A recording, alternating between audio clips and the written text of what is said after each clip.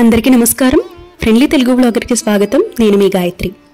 ఈరోజు పిండి దీపాలు ఏ విధంగా తయారు చేసుకోవాలి, పిండి దీపారాధన చేసుకోవటం వల్ల కలిగే ఫలితం ఏమిటి, మార్కెట్లో దొరికే పిండితో మనం పిండి దీపారాధన అనేది చేసుకోవచ్చా, ఇలాంటి మరెన్నో డౌట్స్ గురించి ఈరోజు మాట్లాడుకుందాం.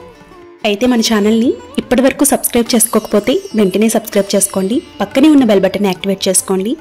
మరిన్ని ఇలాంటి విషయాల కోసం మన ఛానల్ని ఫాలో చేయండి. మనం 7 శనివారాల వ్రతం చేసినప్పుడు, వెంకటేశ్వర స్వామి పూజ చేసుకున్నప్పుడు, తొలి ఏకాదశి చేసినప్పుడు, ఏకాదశులు ఏమి చేసినా కూడా మనం పిండి దీపారాధన ప్రత్యేకంగా వెలిగిస్తూ ఉంటాం. ఇలా పిండి దీపారాధన చేసుకునేటప్పుడు మనం బియ్యాన్ని నైట్ తడిపి చక్కగా ఆరబెట్టుకొని ఈ పిండిని ఆడించుకొని ఈ పిండి దీపారాధన చేసుకోవాలా అక్క అని కూడా చాలామంది డౌట్స్ అనేవి అడుగుతున్నారండి.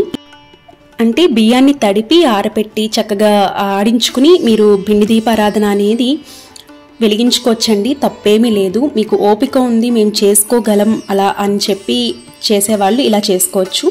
ఇప్పుడున్నటువంటి బిజీ షెడ్యూల్లో మీకు ఇంత టైం లేదు అనుకుంటే కనుక మార్కెట్లో కూడా మనకి బియ్యం పిండి అనేది అవైలబుల్గా ఉంటుంది. అది కూడా తెచ్చుకొని మీరు పిండి దీపారాధన అనేది చేసుకోవచ్చండి, ఇబ్బంది ఏం లేదు. అయితే మీరు ఉపయోగించే అంటే మీరు బయట తెచ్చుకునే బియ్యం పిండి ఏదైతే ఉందో అది కేవలం పూజకి మాత్రమే ఉపయోగించాలండి. మిగిలిన వంటకాలకి ఎందులోనూ ఉపయోగించకూడదన్నమాట.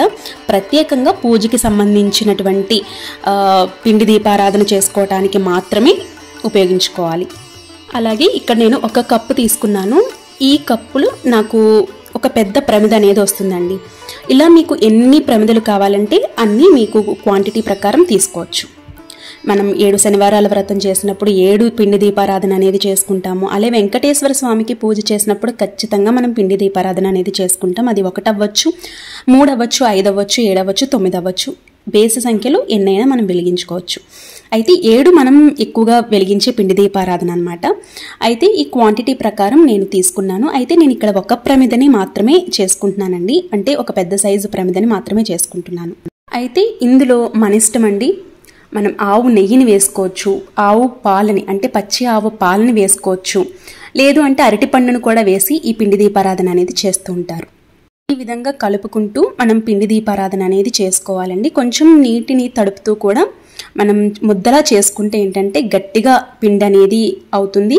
మనకి పిండి దీపారాధన కూడా ఎక్కడ పగులు లేకుండా వస్తుందన్నమాట. కాబట్టి వీడియోలో నేను ఆల్రెడీ చూపిస్తున్నాను.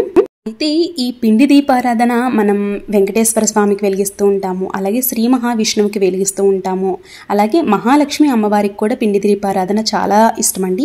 మనం పూజ చేసుకున్నప్పుడు వెలిగిస్తూ ఉంటాం. అయితే పిండి దీపారాధన ఎందుకు వెలిగించాలి? బియ్యం అంటే సాక్షాత్తు ఆ మహాలక్ష్మేనండి. అంటే మనకి అమ్మవారికి ఎంతో ఇష్టమైనటువంటి ఈ పిండి దీపం, ఈ దీపంలో అమ్మవారు కొలువై ఉంటారనమాట. అమ్మవారి కొలువై ఉన్నప్పుడు స్వామివారికి అమ్మవారంటే చాలా ప్రీతి కాబట్టి మనం శనివారం రోజు, శుక్రవారం రోజు వెలిగించుకుంటూ ఉంటామండి.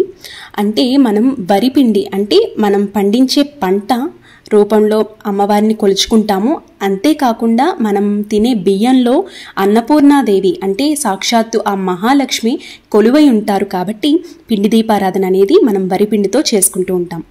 కార్తీక మాసంలో ఈ పిండి దీపారాధన అనేది మనం ఎక్కువగా చేస్తూ ఉంటామండి. మనం దీపదానం కూడా పిండి దీపారాధన చేసి దీపదానం చేస్తే చాలా మంచిది. అలాగే ఈ పిండి దీపారాధన వెలిగించిన తర్వాత ఈ పిండి దీపాలని మనం పారే నీళ్ళలో వేయొచ్చు, లేదంటే గోవులకి తినిపించవచ్చు, లేదంటే పచ్చని చెట్లకి కూడా ఈ పిండి దీపారాధన వేయొచ్చండి. అయితే దీనివల్ల మనకి తెలియకుండానే కొన్ని జీవులకి మనం ఆహారం పెట్టిన వాళ్ళం అవుతాము. ఇదంతా కూడా అంటే మనం ఎవరికైనా జంతువులకి కానివ్వండి, లేదంటే చిన్న చిన్న పక్షులకి కానివ్వండి మనం ఆహారం పెట్టాలని ఉన్నా మనకున్నటువంటి బిజీ షెడ్యూల్లో లేదంటే మనకున్నటువంటి పనుల ద్వారా మర్చిపోవటం లేదంటే అవకాశం లేకపోవటం జరుగుతుంది.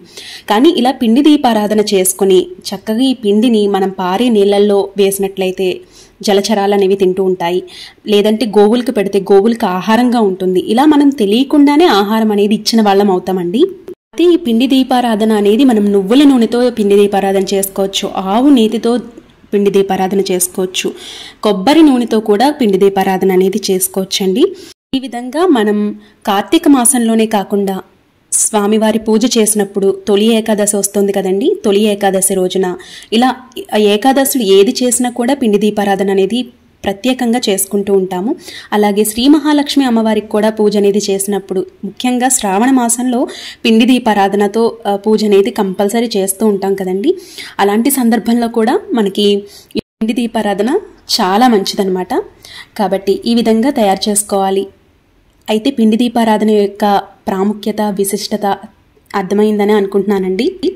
ఈ విధంగా పిండి దీపారాధన చేసుకోవాలి, పగుళ్ళు లేకుండా చేసుకోవాలి. అయితే మనం ఈ పిండిని కలుపుతున్నప్పుడే కొంచెం బెల్లాన్ని యాడ్ చేసుకోవాలి, లేదు అంటే అరటి పండును కూడా యాడ్ చేసుకోవచ్చండి. ఇలా కలిపి తయారు చేసుకోవాలి పిండి దీపాన్ని. ఈ పిండి దీపాన్ని రకరకాలుగా అలంకరించుకోవచ్చు. నేనైతే వెంకటేశ్వర స్వామికి పూజ అనేది చేస్తున్నాను కాబట్టి వెంకటేశ్వర స్వామి యొక్క నామాన్ని దిద్దుకున్నాను అన్నమాట. మనం ఇయర్ బడ్ ఉంటుంది కదండి, ఇయర్ బడ్తో మనం ఈ నామాన్ని అందంగా దిద్దుకోవచ్చు. ఇలా చేసుకున్నటువంటి పిండి దీపాన్ని స్వామివారి యొక్క పూజలో పెట్టుకుని చక్కగా నేను దీపారాధన అనేది చేసుకున్నాను. ఐ హోప్ ఈ వీడియో మీకు యూజ్ అయిందని అనుకుంటున్నాను. మీకు ఈ పిండి దీపారాధన యొక్క విశిష్టత, ప్రాముఖ్యత, ఫలితం గురించి అర్థమైందని అనుకుంటున్నాను. రేపటి ఒక మంచి వీడియోతో మళ్ళీ మీ ముందుకు వస్తానండి. అప్పటి వరకు నమస్తే. ప్లీజ్ సబ్స్క్రైబ్ చేసుకునే వాళ్ళు సబ్స్క్రైబ్ చేసుకోండి. Thank you for watching.